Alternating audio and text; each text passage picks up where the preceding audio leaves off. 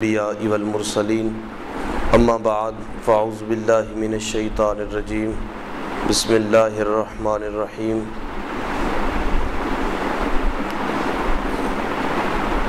قل بفضل اللہ وبرحمتہ فبذلک فلیفرحوا صدق اللہ العظیم وبلغنا رسولہ النبی الکریم الرؤوف الرحیم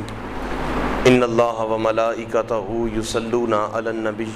یا ایھا الذین آمنوا صلوا علیہ وسلموا تسلیما۔ با آواز بلند درود و سلام کا ہدیہ پیش کریں۔ کوئی نہیں بول رہا میڈم، ایسا آواز کوئی نہیں آ رہی؟ میں کہ الصلاۃ والسلام علیک یا سیدی یا رسول اللہ، ادھر بھی آ رہی آ تری لیکن منو کو نہیں آ رہی، اس کھڑے ہونے ادھر ہو۔ یہ دو سرخ بٹن اوپر کرو، سرخ بٹن، سرخ اے جی تھوڑا اوپر کرو اور کرو، دوسرا بھی نال برابر کرو۔ الصلاۃ والسلام علیک یا سیدی یا رسول اللہ وعلی آلک واصحابک یا حبیب اللہ۔ حضرات عزیز وقار مالک قدوس کا کروڑ ہا شکر کہ جس کی توفیق کے خاص سے اللہ نے آج جمعۃ المبارک کے دن ہمیں اپنے گھر میں بیٹھنے کی توفیق نصیب فرمائی۔ آج کا میرا موضوع سخن، چونکہ آپ جانتے ہیں آج تاریخ ہے 12 اگست اور 2 دن کے بعد وہ عظیم الشان فقید المثال وہ دن آنے والا ہے کہ جس دن اللہ کریم نے ہمیں آزادی نصیب فرمائی، اور یہ آزادی اللہ تعالیٰ کی بڑی عظیم الشان نعمت ہے، کیونکہ سائے کی قدر اسے ہی ہوتی ہے جو دھوپ میں کھڑا ہو، جو سائے میں بیٹھا ہو، روم کے اندر لیٹا ہو، ایئر کنڈیشن کمرے میں سکون سے سو رہا ہو، اسے چھاؤں کی ٹھنڈک کی قدر نہیں ہوتی جب تک کہ اس شخص کو دھوپ میں کھڑا نہ کیا جائے۔ بین اسی طرح جس شخص کے پاس ہاتھ نہیں، پاؤں نہیں، یا کوئی بھی اس کے جسم کا ایک اعضاء کسی وجہ سے، حادثے کی وجہ سے یا کسی بھی بنیاد پر کٹ گیا ہو یا پیدائشی طور پر ہو ہی نہ، اسے پھر قدر ہوگی کہ میرا ہاتھ ہوتا تو میں یہ کام کر لیتا۔ اس لیے اگر آزادی کی نعمت پوچھنی ہو، فلسطین، برما، شام، کشمیر کے لوگوں سے جا کر پوچھو،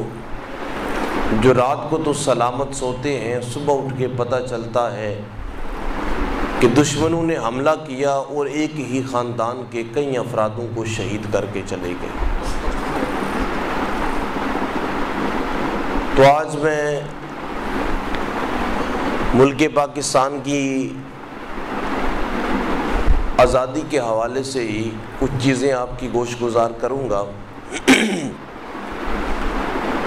ایک تو آزادی کی نعمت ملی تو اس پر ہم اللہ کا جتنا بھی شکر ادا کریں وہ کم ہے، کہ جس نے ہمیں ایک آزاد مملکت عطا فرمائی، کہ جب ہم آنکھ کھولتے ہیں تو ہمیں کسی دشمن کا خوف نہیں ہوتا۔ ہمارے بچے اسکول جاتے ہیں تو یہ خوف نہیں ہوتا کہ یہ لوٹ کر واپس نہیں آئیں گے۔ اگر آپ یہ کچھ مہینے ہی پیچھے چلے جائیں تو جو کشمیر کے اندر ظلم برپا کیا گیا،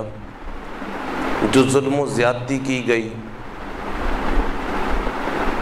بچوں سے لے کر بڑوں تک اور نوجوانوں سے لے کر بوڑھوں تک کو بے دردی کے ساتھ قتل کیا گیا،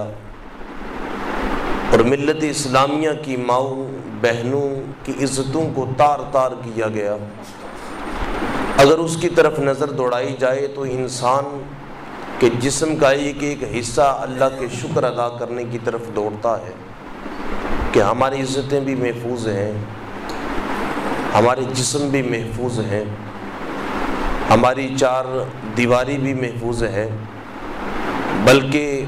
اگر ایک جملے میں کہوں تو اللہ نے ہمارے ملک کو ہی محفوظی عطا فرمائی ہے۔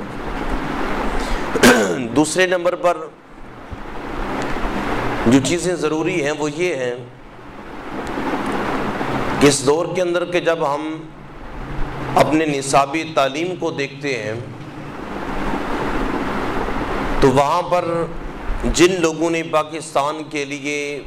اپنی خدمات پیش کی، اپنا آرام و سکون ختم کر کے پس پشت ڈال کر اس وطن عزیز کے لیے باغ دوڑ کی، ان کو نصاب سے نکال دیا گیا، اور نصاب کے اندر ایسی تبدیلیاں رونما کی گئی کہ ہماری آنے والی نوجوان نسل اس سوال کرنے پر مجبور ہو گئی کہ آخر اس پاکستان کو یا بر صغیر پاک و ہند کو علیحدہ کرنے کی کیا ضرورت تھی؟ یہ ایک ہی ملک تھا اور ایک ہی ملک بہت بڑا تھا، تو آخر یہ اس آزادی کا کیا مطلب ہے؟ اس آزادی کو کیوں ہونا چاہیے تھا؟ ایک علیحدہ ریاست کا کیوں ایسا موقع پیش آیا کہ ان کو علیحدہ ریاست کرنی پڑی؟ وہ کون سی وجوہات ہیں کہ جن کی بنا پر انہیں علیحدہ ریاست کا قیام کرنا پڑا؟ نوجوان نسل کے ذہن کے اندر ایسے ایسے سوالات جنم لینا شروع کر دیے، لیکن ان سوالات نے جنم لینا کہاں سے شروع کیا؟ وہاں سے لینا شروع کیا جب انہیں بتایا گیا کہ یہاں پر پاکستان بنانے والا کوئی اسلام کی اہمیت کے لیے نہیں بنا رہا تھا،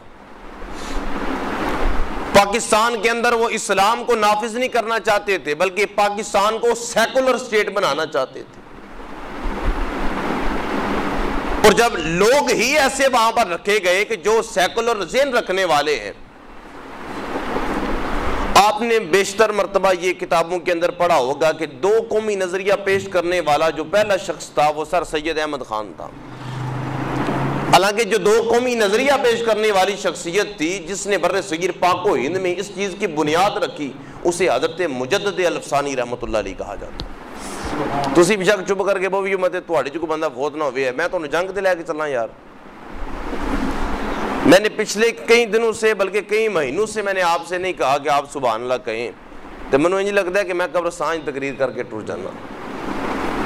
لیکن آج جس موضوع پر میں گفتگو کر رہا ہوں یہ کوئی موضوع عام موضوع نہیں ہے، یہ وہی موضوع ہے کہ جس موضوع کی وجہ سے اور جس قیام پاکستان تحریک پاکستان کی وجہ سے آج ہم یہاں سے سکون سے بیٹھے ہیں۔ تو پھر اتنا بھی بندے ٹلا نہیں ہونا چاہیے کہ بندہ سبحان اللہ ہی نہ کہہ سکے یار۔ تو بہرحال میں عرض یہ کر رہا تھا کہ ایسے لوگوں کو مسلط کیا گیا کہ جن کے ذہنوں کے اندر وہ سارے کے سارے چیزیں موجود تھیں، غلاظت موجود تھی، اور کہا یہ گیا کہ قائد اعظم رحمۃ اللہ تعالیٰ علیہ نے ایک سیکولر جو ہے اسٹیٹ وہ بنانا چاہیے، اور پھر وہاں پر سر سید احمد خان کو مسلط کیا گیا۔ حالانکہ جو پہلی بنیاد رکھی دو قومی نظریے کی، جب اکبر بادشاہ نے، بیٹے ٹانگیں سمیٹ کر بیٹھو، جو اکبر بادشاہ تھا اس نے جب یہ اعلان کیا نا، اس نے کہا کہ جناب اس نے یہ نظام شروع کر دیا، ہندو عورتوں سے شادیاں شروع کر دیں، شراب و شباب کی محفلیں شروع کر دیں، دین اسلام کی حدوں کو پامال کرنا شروع کر دیا۔ اس نے کہا یہ ہندو اور مسلمان ایک ہی قوم ہے، دو قومی نظریہ ہی ختم اس نے کر دیا۔ اس وقت حضرت مجدد الافسانی رحمۃ اللہ تعالیٰ علیہ کھڑے ہوئے، آپ نے فرمایا ان کے نظریات، ان کے خیالات، ان کے تصورات، ان کی افکار، ان کی تہذیب، ان کی روایات اور ہمارے مذہب یہ سارے کے سارے جدا ہیں، کہا کبھی بھی مسلمان اور ہندو ایک نہیں ہو سکتے۔ اسی کی تائید کرتے ہوئے قائد اعظم محمد علی جناح رحمۃ اللہ تعالیٰ علیہ نے فرمایا تھا کہ مسلمان اور ہندو کیسے ایک ہو سکتے ہیں؟ ایک گائے کا جو ہے وہ پیشاب پینے والا ہے، دوسرا گائے کا دودھ پینے والا ہے۔ یہی وجہ تھی کہ وہ دو قومی نظریہ وہاں سے اٹھا، حضرت مجدد الافسانی رحمۃ اللہ تعالیٰ علیہ، اور پھر یہ نہیں کہ آپ میدان عمل میں آئے تو بس میدان عمل میں آئے۔ اکبر بادشاہ نے آپ کو قید کر دیا تھا،